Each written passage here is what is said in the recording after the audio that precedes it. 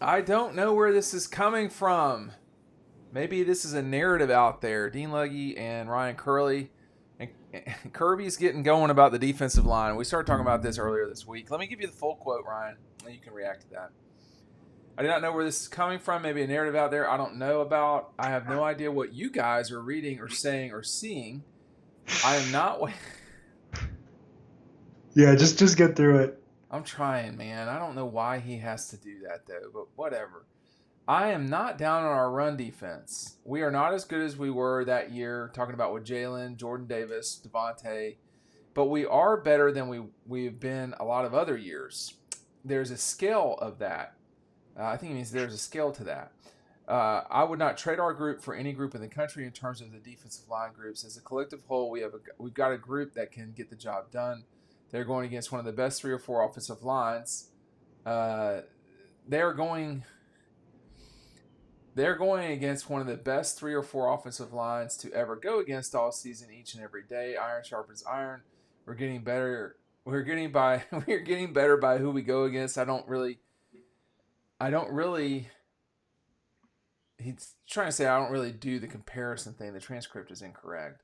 I'm not going to compare them with Devontae, Jordan, and Jalen, who were all here at different times. They were also all there at the same time, which made that 21 defense so good. That's my take on that. There were years where those three, and there were years where who's doing this transcript? Yeah, just It had varied every year. I'm pleased with where we are. We've got to get better, which is like a standard. That should be on the Kirby bingo card. We have players on our defense front who can get better.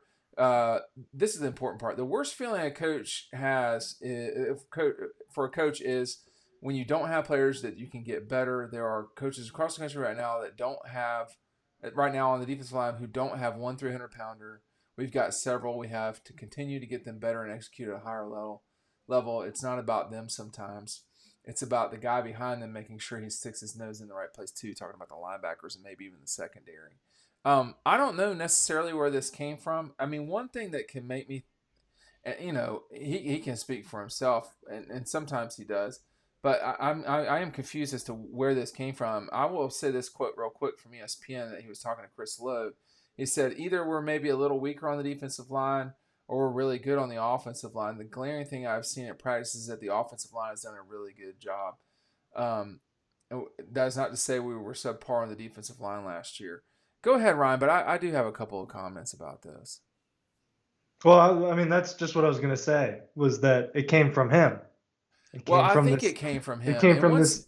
Yeah, that's exactly where it came from. He once said you this in the ESPN interview the other day. Whenever this Q&A actually happened, it came out 4 days ago, and he straight up said that I think they were a little weaker on the defensive line. So when people talk about it and write about it, it shouldn't be surprising. well, and what he may be trying to say is we're weaker on the defensive line than we are on the offensive line. I don't know, but as someone as savvy as Kirby is as it relates to media, or at least his, I do think he's savvy about media, but I also think he likes to be critical of the media, which is, I don't know how that necessarily helps him. Either you win or you don't. Um, there are a lot of people that are in this that are not very good. I'll just say it like that. I mean, I can be more harsh if I like. I don't really feel like I need to, but anytime a head coach says anything, they are entering that into the atmosphere, and whenever that's gone, people can have their take on it whenever they want, including me and you. But it doesn't mean that some people are coming from a non-negative space. People can say whatever they want. I think the defensive front is exactly as he said, which is it's not as good as it was in 21. Although the 21 defensive line was the equivalent of the 1985 Chicago Bears in college football. I mean, it's never going to be done again. They were unbelievable. Yeah, and I mean, that's the problem with it. I just look. I mean, he definitely contradicted himself over the last few days. Yeah. You want to know what I really think it is? He said what he said to Chris Lowe, and his way. Maybe it did get up to him a little bit, like you were saying. I think in another video, but and he probably felt the need to just back his guys. Yeah, Put I some. don't. put some confidence into his defensive line. Look, and especially the defensive linemen are on their phones, right? Warren Brinson Yeah. and Nas, right? Yeah. Nazir Stackhouse and those guys, they're on their phones probably the most out of the entire team. So they see it. They looking at it, right? Nazir Stackhouse probably sees these headlines. Maybe he made a comment. I don't know. But at the end of the day, he should instill confidence in his players, right? You shouldn't just go up there and say like, we're just not good. Maybe you should sometimes and be honest, but they are good. It's they are They are good. And at what point has he not tried? I mean, the whole when he sees a microphone or a camera, you know, he has a job. His job is to coach the football team. His message may or may not always get through in particular ways, but when he can introduce it into another, stream, a larger stream, that's for sure, through the media, then he can do that, and that he can talk to his team that way as well. Um, leaders do this. I don't, I don't really have a problem with Kirby's, what is the best way to put it? Like with his criticism of the media, because I have plenty of it myself. But after a while, I think we all just need to understand that he's just trying to do what's best for his program. That doesn't mean it's always intellectually honest, frankly. And it may be that he meant exactly what he said the other day, and he was trying to say that the defensive line specifically is not is quote a little weaker than the offensive line at Georgia, but they may both be unbelievable. I'm thinking of a moment here where he starts talking about someone's asking about the top 4 or 5 offensive lines in the country, and says he's not qualified to say that. Well, the reason that came up is because you said they were going against one of the best 3 or 4 offensive lines they'll go against each season every day. So you got to pick a side, man. You just got to plant your flag somewhere, because it can't be planted on both sides. He says I can't put them up with the top on what he's seen from the offensive line unit. I can't put them up against the top units in the country because I haven't seen the other ones. It's not a fair comparison.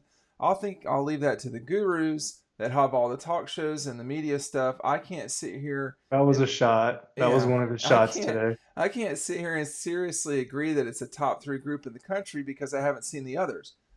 Earlier, he said, This is just the debunk Kirby. Maybe if I were better at being in media, I could find the quote quicker. He's talking about you can learn Control F. I know. They're going against one of the best 3 or 4 offensive lines to ever go against all season and every day. So I don't know. I mean, I honestly don't. Do you think he straight up matter? But it's just like, go ahead. Do you think in some of these interviews it's just like in one, the kind of the in one ear out the other kind of deal, and he said what he said and he doesn't even remember it after that? Probably. That's what I think. I mean, I think he's always moving on to the next thing. To excuse make for him, which I should not do, frankly. There's plenty of excuse makers in Buttsmeer for him and the media contingent. But I think he has a very complex and complicated job that seems simple at moments, but I don't think that it is. And I think that I do think there are. I think, and I'm not comparing him to Alan from The Hangover, but I think that one scene where there's like all the mathematical thing, I think that goes on in his head a lot. Actually, I think that goes on in his head a lot because he does. He's running at minimum, he's running a $100 million company at minimum. I would say it's probably more like 180 million. So he's got a lot of attention on him, and I think that he feels like particularly the local media is a punching bag because there's a lot of people in there that are easy to punch on, I guess. I mean, I don't know. So he does it. But I think in this case with the defensive line, he's always talking to his team. At least that's what I am told all the time by people who are smarter than I am or closer to the program or whatever. So he's saying it for a reason, as it relates to how he goes through the media. I mean, whatever. It's a relationship. It doesn't have to be a good one. It doesn't have to be. It's not a good one. It's not a good one. It's not a good one It's a most of the little time. rocky. It's taking a lot of breaks off and on kind of relationship there. But yeah, Just need some time. yeah. I just need some time. Thanks for watching.